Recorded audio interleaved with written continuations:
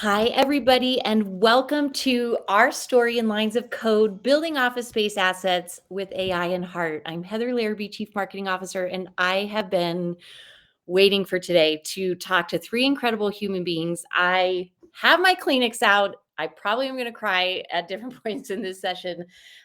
Something really remarkable has happened this week as a result of the three of you and a lot of tireless effort. So I'm really honored to introduce first, we're going to start with our front end rock star, Lee Dang. She is our front end software engineer who is responsible for bringing this gorgeous, intuitive, user friendly product to life, OfficeSpace Assets, joined by JF Turco. Our back-end software engineer. We're going to talk to you about their particular story together, but just building this rock-solid foundation, this highly performant, fast, connected, integrated to help facility and IT teams manage workplace assets. And last but not least, my friend and colleague, Kylie Reynolds, our fearless Chief Technology Officer, who is the visionary behind this product and how it came to life and putting these two together. So we're going to just explore all kinds of things, but just want to say thank you and welcome to everybody. Glad you guys are here. All right. So, first let's start with how this all began. So how it started, how it's going. So Lee and JF, you guys have a really, really unique story about how you met and how OfficeSpace brought you together. Because for everybody at home, Lee and JF are not only partners at work, they're partners at home. And so front end, back end, it's a match made in heaven, pretty much on all levels. And it all started at OfficeSpace. So tell us a little bit about how you met and how we got here today. Let's go to Lee first. So we actually met at OfficeSpace. Thank you, Kylie, for placing us on the same team. So our love actually grew from like mutual respect as engineers. Like we loved how each of us worked first, and our marriage actually began with AI. Like we were just going to have Huey, our principal architect, sign our marriage certificate like 2 years ago, but like last minute we thought like maybe let's just do a little ceremony because everybody was here, our coworkers were here for an in week, and Huey threw together a last minute ChatGPT speech like an hour before the ceremony, and we had an intimate ceremony with our amazing coworkers and parents. And that's how we began at Office Space. That is amazing. And, JF, from where you sat, like before this fated day where you celebrated and you got an AI wedding speech shared with you, you know, how did you actually make your way to Lee? Yeah, so one day, so our love really began after me driving down for 2 days from Canada. I just wanted to come down and just see my team. A lot of people on my team were in Atlanta. Didn't tell anyone, just got in the car, started to drive down. But on my way there, I was 15, after driving for 2 days, 15 minutes away from the hotel. I hit a giant pothole in one of those infamous potholes of Atlanta. But yeah, I was nearly there. I had to call Lee, come save me. She actually knew I was coming down, but yeah, she came to save me and, and drove me back to the hotel. But yeah, that's how it all began. Me getting into a small car accident. And there's going to be a through line with part of what you just shared there, which is persistence, right? Like persistence and this drive to connect, this drive to be connected with each other, but also this broader team. So, Kylie, from where you sat on that, in that time period, you brought these folks together. You saw something in them and in their work styles. What did you see, and why did you have them working together? Well. First off, I was very surprised when JF showed up one day in the office. I had no idea what was going on since he lived in Canada. He just showed up, so that was a surprising event. But I'll tell you what I saw most about both of these people is something that's really really hard to find. So when I think about how I interview people, how I think about who we want here at Office Space in any company is that carrying the ownership and the pride that they take and anybody should take in their job, to where it's not just a job. Like, this is your profession, and profession means something really really important.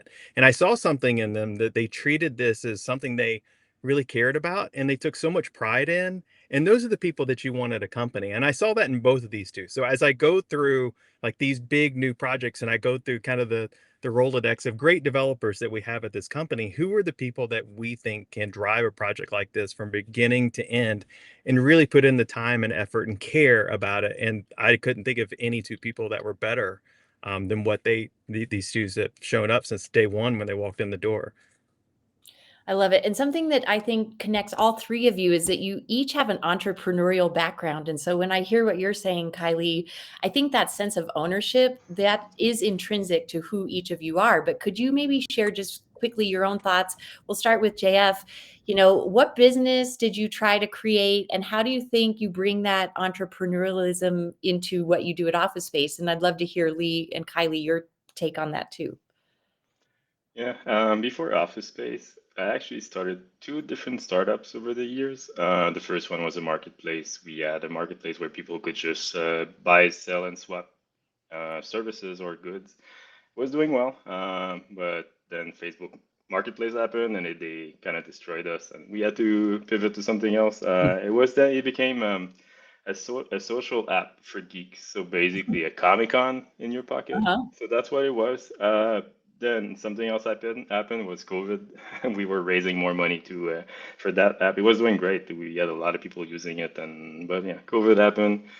Then yeah, but I made the greatest decision of just joining OfficeSpace. I'm learning a ton because before OfficeSpace, I always was a consultant. I always worked on smaller projects where I would just go freelance on smaller project, and then join OfficeSpace, learn how a business should actually work instead of just winging it with my partners with the previous startups.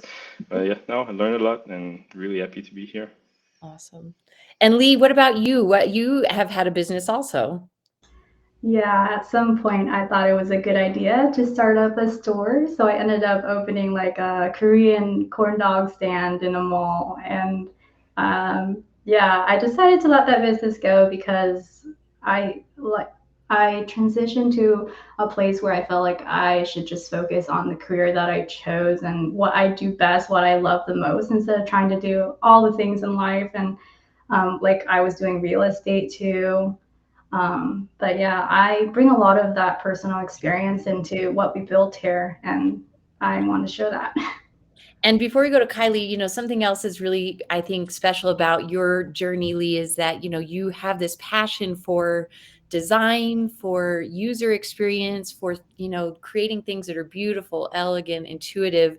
And that's been a part of everything you've created, whether it's software or a business or things like that. So, and it sounds like that's been an area of passion for yours from the beginning. Yeah, my whole life, like I wanted to be a graphic designer. Unfortunately, I do not have the right artistic genes for it, but I find that like programming is the way that I can express my creativity in a way that works for me. Like I've always been a more logical person, and so I'm able to use code to create these beautiful designs that Laura Gates has done for us. But like everything I build that is beautiful, like in this front end that you see, is like nothing without the rock solid architecture that JF is building.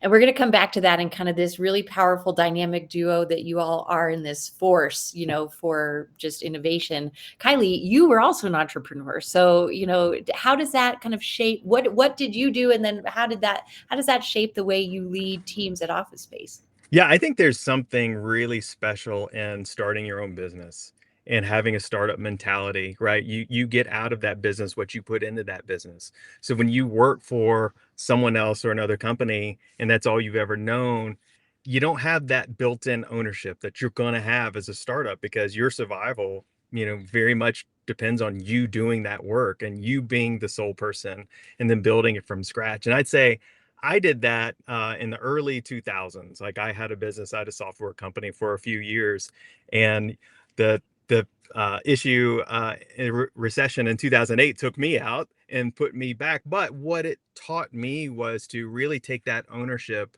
and that drive, and that has correlated really into my career overall. Like from that point on, my career kind of shot off because I mean that it taught me something that I had never really been taught. So to me, that was very pivotal. It was a rough time in my life, but Yeah. it's really pivotal to where I am now. So when I see folks like Lee and JF come along that have that same it factor, Yeah. right? And I see these opportunities in these new projects, and I look at people and I'm going, yeah, those are the people that I trust that actually can do this because they've experienced it. And Yeah. it's just not many people go through that. So it's really important. So let's take this and let's go down the path of what did you guys do. So Kylie, let's have you set this up. So, let's say February time frame period. Sure. Our CEO went to a CEO summit with Vista Equity Partners, we're a Vista company, and they were together learning about the power of agentic AI. And she came back, and it was actually over the weekend, and was, in touch with Kylie, with Andres, our chief product officer, with Huey, our chief architect. And so to talk to us about this kind of call to arms that then Yeah. had you go to Lee and to JF.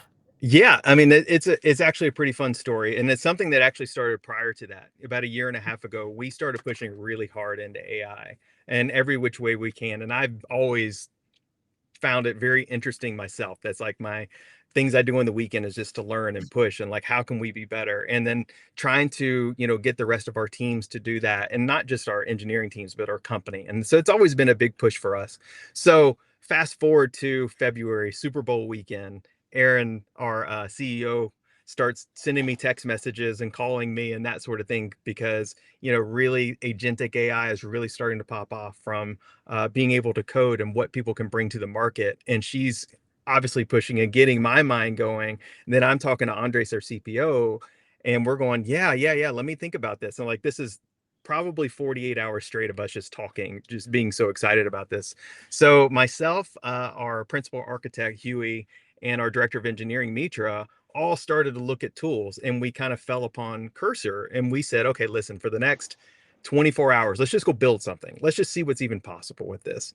And by the end of that weekend, we came out with 3 different POCs, and asset management was one of those. And asset management was something that we were considering buying, but it was going to take us, like, through our high level estimates, it was going to take us a couple of years to build it, and probably 2 teams, which was a couple of $1 million once you add that together.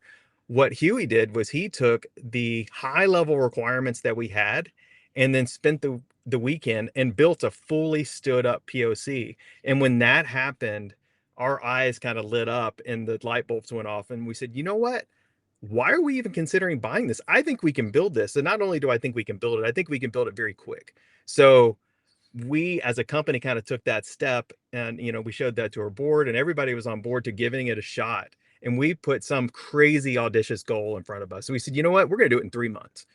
Nobody thinks we can do this because it's never been done before, but Yep. we're going to do it.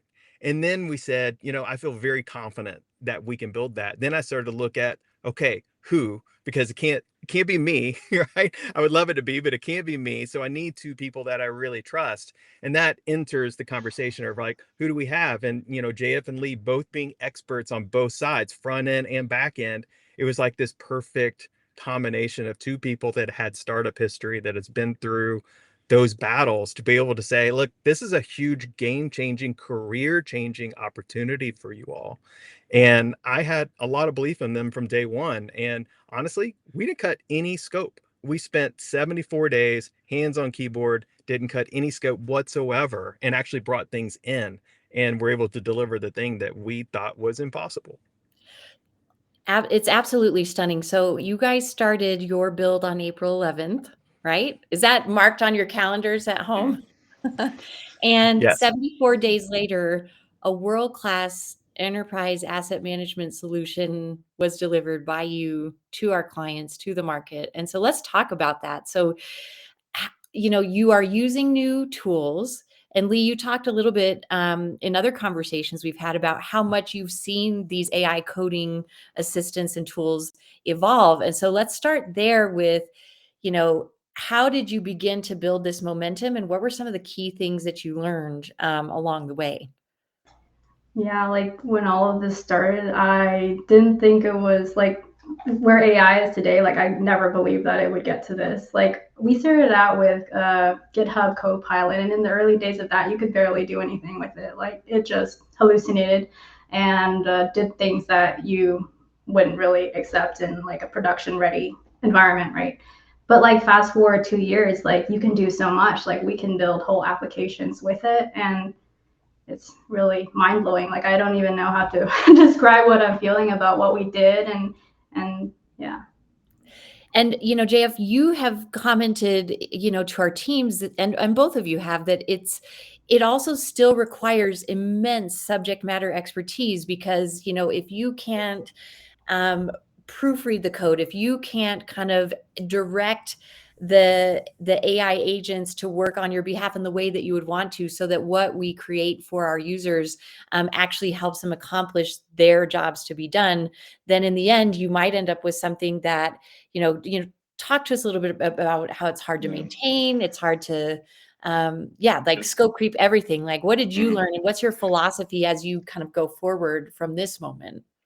There's a lot of people talking about vibe coding these days, but for us, we never have done that. What we always have been doing is AI engineering, where we take the time to build plans and make sure everything is right before there's even one line of code written. We just take our time, go back to the basics, making sure that it's proper engineering and not just, okay, I want a to-do list. And then, yes, it's impressive to see that on YouTube, but this is not what we have done.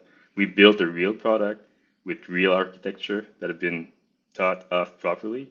But also to me, AI is a lot like there's an old episode of The Simpsons where Homer is being asked to build a car or to design a car, and he just goes wild and he just puts everything in the car.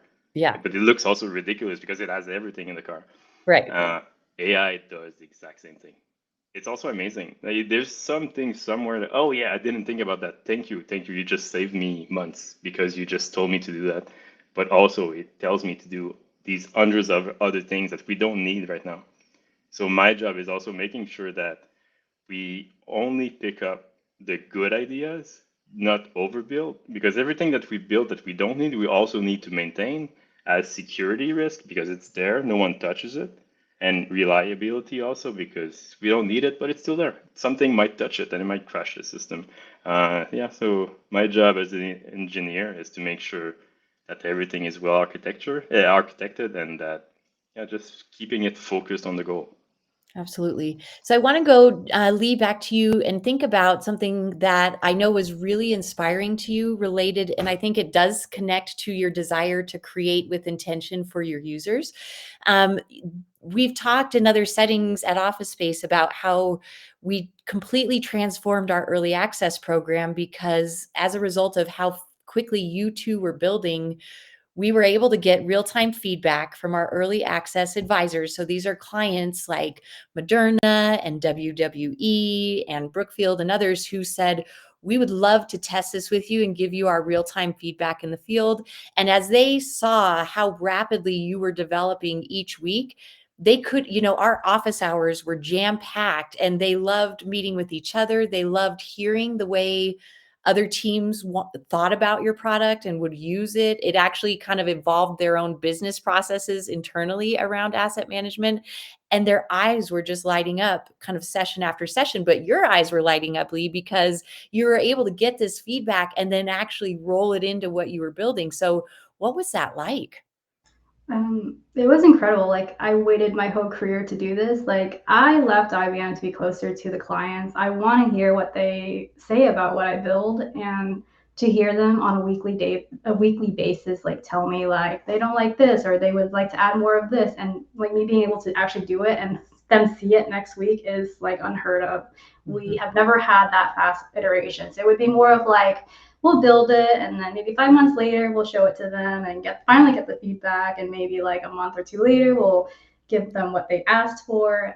So like to get it on a weekly basis and to actually hear what Luke from WWE have to say about that whole process and how this is actually solving real world problems for them is like absolutely incredible. And, Kylie, when you think about what that means to you from a client experience, a client impact, a client ROI standpoint, as, one of our executive team members, how do you think this is going to change the game for businesses who are embracing this approach to innovation? I'll tell you, it changes everything. And what I mean by that is what Lee just said. of being able to listen to our clients like in the moment while we're building something, and then the very next week being able to deliver massive additional features and changes within a week's time frame. It's never been done before. That's like typically it takes us, like I mentioned at the beginning, it takes us a couple of years to build a product like this. Yeah. And then from there, then you go get the feedback and you enter beta programs. And I've been on the other side, and clients, you'll put in feature requests and it may be, who knows if it ever even happens, awesome. And then, if it does, it's going to be months and months and months. This gives us a world where that's just not the case any longer. Like we could have very valid, amazing client feedback, and we can turn that around and add very large, valuable features to our product lines within the matter of, in some cases, a week, 2 weeks, and it's just something we've never experienced to where product development is just on another level. And it's not just the product that you're delivering, you're thinking about the product of the future. Every bit of the architecture we build has enabled us to build new things faster, and adding AI to these products and all these different things that we just couldn't do in the past. So really, I mean, in the past, the pressure or the sales thing has always been the sales team coming to the engineering team and say, hey, we can't sell this without X, Y, and Z. Well, that script is kind of flipped.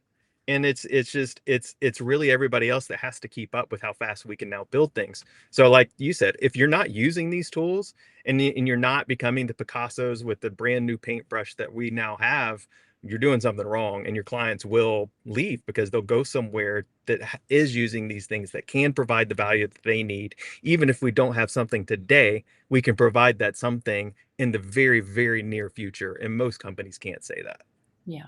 And JF, you've talked a lot about the importance, and I think you gave a metaphor of chess, right? Because it's interesting the kind of different complexities and the intensity of a process like this, because you're moving with such unbelievable speed, and you have to try to imagine or predict what you're going to need 10 steps down the road, 12 steps down the road. So how do you actually approach that type of design challenge, so to speak? Yeah, I mentioned earlier that we plan a lot. We take our time. Even it's a conversation with the AI. It's not even just me writing it down. It's a conversation first, making sure the design docs are properly written. Things that we didn't have time for in the past because it takes a long time to plan properly. Now we have the tools that is super intelligent, also way too intelligent for his own good, but it's just having a good conversation, building a good plan, and also knowing that this new product that we built is all the base of it, the backbone of it is going to be used for everything at OfficeSpace. We had to think about the future, making sure that this, I mentioned reliability and security. This is the most important thing to us. We want to make sure that all the new products are the best possible we can build, and we have AI now to help us out. Everything that we've built for assets has been. Like Lee was saying, I can't believe that everything that we've done in such a little time. It's really impressive. And I have Kylie to thank for that. I've played with AI before, but this guy, like, he's been telling us use AI, and we were like, yeah, Kylie, yes, we will eventually, but it's just AI. It's just like it's not good. The code is not good. But he kept telling us, try it. Okay, finally, yeah, I gave it a shot, and he was right. I could not do what it did. Well, I could maybe eventually do it in many years, but what we've done in 2 months, the quality of the code is, a lot of people say AI code is bad. Yes, because you let it be bad. But if you make sure that you keep it on track and you are a proper engineer, not a vibe coder, the quality of it is really impressive. Again, it's all thanks to Kylie. He just pushed us to use it, and a lot of us didn't really listen to him. But he was right, and I'm really glad that we did that. Well, and in getting to know both of you, and I think the reason that some of these through lines are so important and particularly so inspiring to me and everybody else inside the business about the two of you is you do show up with heart every day. You show up with passion. You show up with willingness and open-mindedness. Obviously, Kylie, I know you do too. And it shows in the product. It shows in the care that you put into every line of code, into how this is going to help our users, ensuring that it did work for them. And you had to push through tremendous stress, deadlines. You guys have a family. I mean, you have 3 young kids. You are working parents. You worked around the clock, and even with the help of AI, I know these were really, really long days and nights. So how, how on earth did you kind of find the personal resilience to be able to do that, all of that? Lee, Coffee. let me ask you that question. How'd you do it? Right now I'm reflecting on it and I don't really know how we did it. We just powered through. Like, this became our baby and we wanted it to do well. We took every like bug personally and we just wanted to see it. Like, we wanted to meet this goal. We're both very, very competitive and we did not take failure as an answer. But yeah, like working all around the clock. And I feel bad that I didn't spend more time with the kids, but I think I really built something that they will be so proud of me for in like 10 years when I show them all of this. Yes, and I'm going to come back to that. JF, what about you? How did you survive this 74-day gauntlet? It was fun. That's how I survived. It was actually fun. It was a lot of work, yes, but rewarding. Every time we push something new, like wow. And earlier today, JD, our security guy here, he showed me a graph of everything that we've built, and I looked at it like, no, there's no way. I didn't build all that in 74 days. There's no way. And like, yeah, it's really impressive. But it was, yeah, how I went through all this, it's just because it was fun. It all the parts that are not fun into coding of coding is like finding a bug, but that doesn't really happen anymore because it's find bugs so much faster than yours. So you can go back to the fun parts of Mm, engineering, which is building stuff. wow. Yeah, it's imagine building a Lego and the bad part is always finding the little piece that Yeah, might be under the opening the couch. little bags. Yeah, well, that little piece under the couch, you don't have that issue anymore. It's just about building with your blocks and building something new and seeing the results after. That's yeah, that's how I went through it. Like I because it think was that fun. I think there's two things I want to drive home there because Lee said that they're both competitive. Yeah, Well, that was also in my mind when I picked these two because they're competitive against each other. yeah. So, which means like one's not going to outdo the other. They just go, go, go.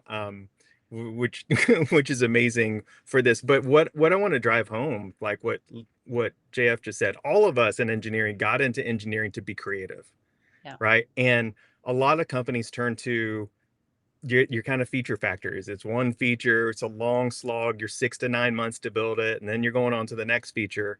And we get tired and burnt out and quite frankly bored. And these things actually go slower because of that. And what AI is allowing us to do is to find that creativity again and have that passion and that energy that a lot of us that are older, like JF and I specifically, like it's been gone for a very long time because we've been in this and this is that kind of like a rebirth. It's just like a re-envisioning how we do things, and it's fun again, to what JF's saying. So I think we have time for a couple more questions. I'd love to ask the question. We're going to do round robin. And so, you all, the 3 of you worked really closely together. Kylie, you were the executive sponsor. You ensured we had every tool at our disposal to make this possible, putting the right people together back in the day, but also for this project. And so, what's something that you appreciate about Lee and JF individually that they might not know that you appreciate about them, or something you just want to really celebrate as we kind I, of wind down this big period? I think the passion for this project, and Lee said it, like it's almost like a child to them. They cared that deeply. And it's so hard to find people that care that deeply. Like it's not about them, it's not about the company, it's about the thing they're building, and that is why they are successful. There are many times, and these folks know, there are many times we could have said, look, this we just can't do this. Like we're gonna push back and say we need a couple of more months to get this done, but they refused to do that. I personally told them not to work so long and so many hours, and please take breaks and vacations, and they just ignored me and kept going. So that's something, while I appreciate, I also, I'm glad they're on the other side, but to me, this is something that they can look back their entire life and say, look what we did, Yeah, right? It's something that no one can ever take away from them. that's right. And that wasn't me, that was them. So to me, that's something I'm just really, really proud of them for having this breakthrough and this thing they really cared about and actually made it happen. So yeah, so that's what I appreciate about them, is they're just relentless to make this thing come to life. And Lee and JF, what would you say? I mean, how does having an executive, sponsor and a team leader like Kylie help you in that kind of just audacious initiative that you guys said yes to? Yeah.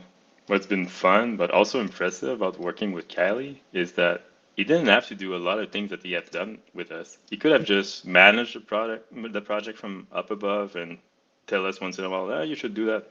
But he never even told us what to do. He just trusted us, and he was there in the trenches fighting with us by making sure that we don't always have the time to test like we didn't have the time. We went so fast that testing, like we rely on the other people to test, but Kylie was there to test for us. Late at night sometime, like, what are you doing? You're the CTO, get out of here. But no, he was there with us, and yeah, we really appreciated it. Awesome. So Yeah. Lee, I'd love to, do you want to add anything? Yeah, I would like to add to that. Like we're two people, there's only so much we can do, and there were gaps, and Kylie was there like every step of the way to fill in those gaps for us. And at some point we joked about like how he needed a formal backlog for everything I was requesting, because he was just there to do everything and anything, like besides coding the actual app. He like automated our review process. He wrote ACs. He tested so many tickets, like hundreds of tickets. And he also gave really valuable UX feedback, like before product even saw it and before our clients. And I am like so grateful for giving us this opportunity, but then also being there for us. Yeah. Awesome. Well, let's end with tons of gratitude to the three of you. Thank you for just your incredible growth mindset, your courage, your vision, your creativity, your humanity, honestly. And Lee, I want to ask you this question, which is, YouTube will probably still be around in 10 years from now when your kids are teenagers. So if they happen to catch this online, like what would you want? And I'm going to ask you this question too, Kylie, and I think your kids might be nearby. So I would love to ask the question, what would you like this to be in terms of your legacy within your families and in your community? I can start. Okay. The one thing that is really important to me is that I would like them to know and understand that if you have a vision and you work hard, no matter what happens, it will happen. Meaning that you work hard, you believe in your vision, you keep working hard on it, like nothing can stop you. That's all the day I want them to know and understand, that working hard will get you where you want to be. Thanks, JF. Huge congrats. Lee, what would you like to have your legacy be? Well, I feel like it's a bit more personal. Like I've always struggled with being a woman in tech. Like we're a minority here. It's not very common to see female developers. And I always felt like I was limiting myself and trying to stay more in the shadows. But after meeting JF and having a daughter, like that has changed so much. I have this newfound desire that women can shine in this industry. And I want to show, sorry, I want to show my kids and especially my daughter that. That's awesome. Thank you, Lee. So proud of you. So inspired. Kylie, what would you like your legacy to be to the young man and Well, the first young off, lady? why couldn't I have gone first? How do I come? What do I do with this? I that's really hard to follow. I think, what JF and Lee are both saying is absolutely perfect and absolutely correct. I mean, we both started how we started the conversation. People that take ownership and they care and they push themselves beyond what they think is possible, right? We do that, Heather. You and I do that as leaders here at this company. We push people. That's part of who we are.